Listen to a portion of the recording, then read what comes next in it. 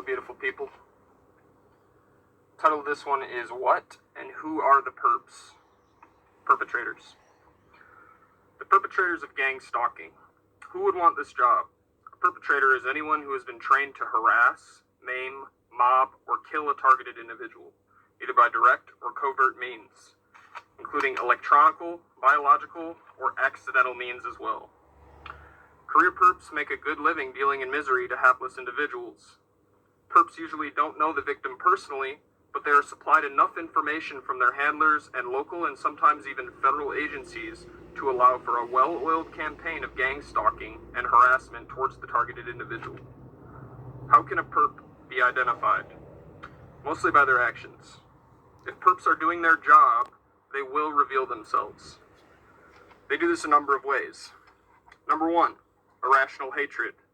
Hatred of the target for no apparent or explainable reason. When pressed as to why they hate the target, they usually give a really irrational or illogical reason. Like, I don't like your luggage, or something like that. They obviously are not going to tell the target the real reason because this person is quite literally being paid to hate the target. It is that particular perp's job to hate the target. That is how they get their said compensation. This is often inconsequential, unless the perp has mutual friends with the target. The ultimate goal is to destroy the target's relationships and isolate the target from all friends, lovers, and family members. This is often successful in most cases because it is carried out slowly and very methodically. And I might add that they do a year of intel on you before they do this, so they know exactly who to approach, what to say, when they go overt on you, when they switch from a covert to an overt approach on you. So they know exactly what buttons to push. I've talked about this. Perps pretend to be going about their business and doing ordinary things. However, careful observation of said perps will reveal a different agenda. Perps follow the target into places of business and spend most of their time crowding the target's personal space. Often they don't even buy anything or transact anything at that said business. Perps follow the target out the door as they leave. Observation sometimes reveals they circle the block and come back into the establishment because that establishment is their territory to surveil for that day. So they have different territories. And they're quite literally just passing the baton as you go about your day as a targeted individual. They're just passing the baton to each other. Each person has a mapped out area. And you're one of many targets in the harassment queue. You're one of many. You're not the only one. A loner perp has been in a vile business for so long, the less human they become. This is especially true of those who have made this their lifelong career.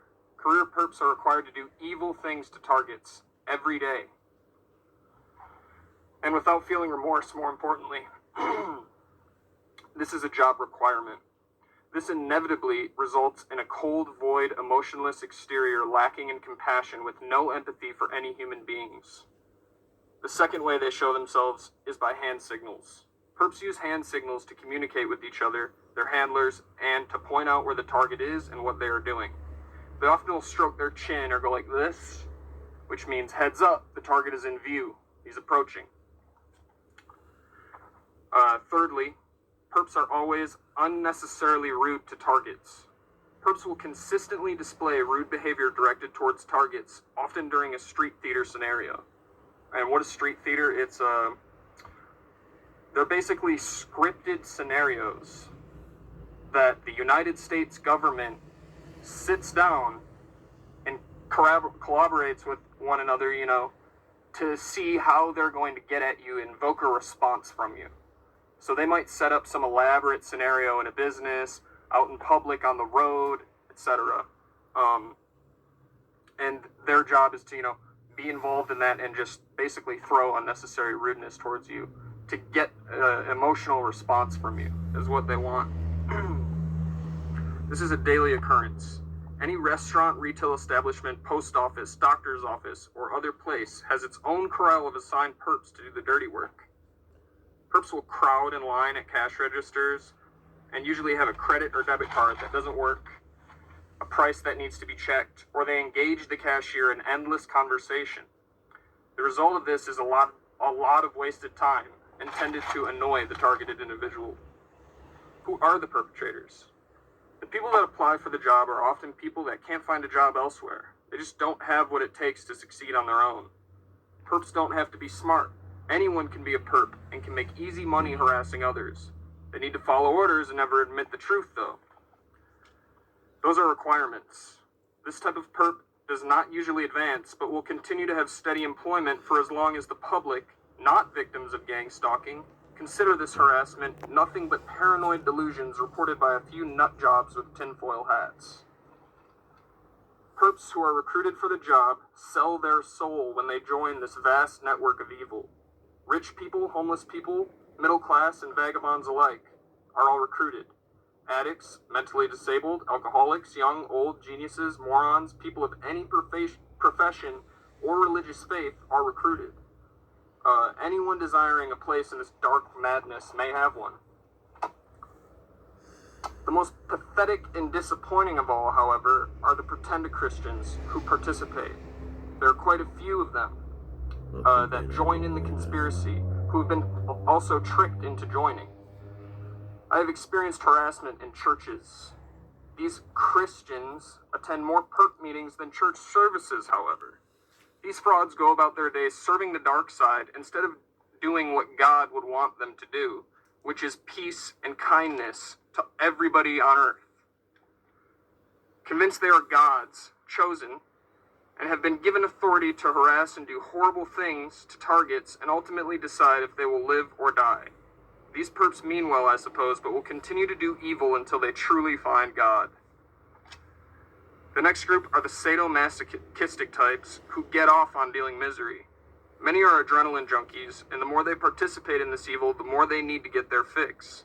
It is like the ultimate high and power trip to them. These losers have found perpdom to be the fulfillment of a lifelong dream.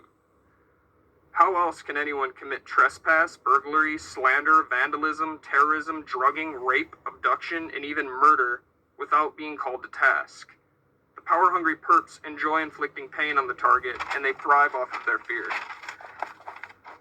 These perps definitely have lifelong careers in perpdom and will continue to climb the ladder to be part of the management team, also known as handlers. Increasing members of targets have indicated or implied that their disgruntled ex-husbands or girlfriends began targeting them or placed them in the program for breaking up with them. Usually the harassment is done by a group of perps and not the actual disgruntled ex. But in my case, however, the girl I believe who is responsible for my targeting joined in with semi-trucks trying to run me off the snowy interstate during a blizzard in Castle Rock, Colorado. People are often duped into participating in perpdom. How is this done? A number of ways. Number one being lies. The newly recruited perp is told that the target is a drug dealer, terrorist, homosexual, socialist, communist, Jew, Muslim, etc. It's easy to find out the newly recruited perp's hot buttons, and given the endless technical and federal military-type surveillance they use on targeted individuals, they're even easier to find. These buttons are pushed in order to motivate them to participate in things that normally would be against their moral beliefs. The information about the target may not be given directly and is often inferred. Even so, this will work on most people on a subliminal level until finality in the perp's mind. The target to them is trash and therefore does not deserve to live. Perps are brainwashed to believe that the end justifies the means. In their minds, they're a cleansing force ridding of society's undesirables. Perps are often coerced or threatened or even blackmailed into participating. Usually said threats are not direct and often implied. Perps are also known to infiltrate the workplace and sabotage targets' jobs and careers, often by blacklisting targets for future employment. This ensures that the target, no matter their qualifications or credentials, do not have an income and are pushed to force homelessness. Lastly, perps involved in criminal activities are threatened into participating. These perps may not want to participate, but are threatened with investigation or indictment. Oftentimes, they start out as informants and continue perpdom to expunge their record. Of course, these perps will never be free. If anyone tries to leave this evil network, they will be targeted themselves, or they will have an accident or die of natural causes. The last group that is recruited are the broken, targeted individuals who just aren't mentally strong enough to put up with their daily harassment. In their minds, it's easier to join evil than to fight against it. But they're dead wrong. By participating and turning coat, this evil grows stronger and kills even more innocent people the more who participate. The targets who gave up and turned perps themselves are truly the most lowly, despicable pieces of garbage on this planet. They have experienced the most horrible, dehumanizing acts of terrorism imaginable, and then they turn around and do the same unthinkable things to fellow targeted individuals. My message to perps is this: if you think you're 007, you're not. Your handlers don't give a flying fuck about you. That's why they make you sign non-disclosure agreements and waivers. If you want adrenaline, go base jumping, or better yet, jump off a fucking cliff. You are the real homeland domestic terrorists, not us. Thank you for your time.